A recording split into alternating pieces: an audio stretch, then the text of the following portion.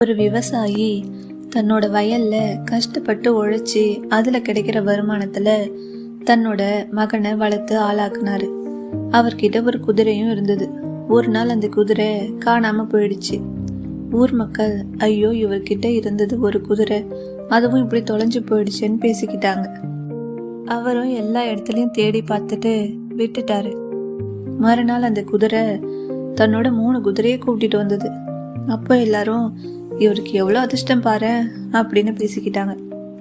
அப்புறம் ஒரு நாள் அந்த புது குதிரை மேலே ஏறி அவரோட பையன் சவாரி செய்யும்போது கீழே விழுந்து காலில் அடிபட்டுடுச்சு. இப்போ எல்லாரும், அடடா உன் பையனால 10 மாசத்துக்கு நடக்க முடியாது, நீ எப்படிதான் அமைதியா எல்லாத்தையும் தாங்கிக்கிறியோ அப்படின்னு சொன்னாங்க. அதுக்கும் அமைதியாவே இருந்தாரு. ஒரு 2 நாள் கழிச்சு அந்த நாட்டுல போர் அறிக்கை விட்டாங்க. வீட்டுக்கு ஒரு ஆண்மகனை அரசாங்கத்துக்கு கொடுக்கணும்னு சட்டம் போட்டாங்க. அவனுக்கு கால் உடைஞ்சிருந்ததால அவனை விட்டுட்டு போயிட்டாங்க. இப்போவும் அமைதியாவே இருந்தாரு அந்த விவசாயி. அந்த பையன் அப்பாவை பார்த்து கேட்டான், ஏப்பா எதுக்குமே வருத்தமோ சந்தோஷமோ இல்லாம இருக்கீங்க அப்படின்னு.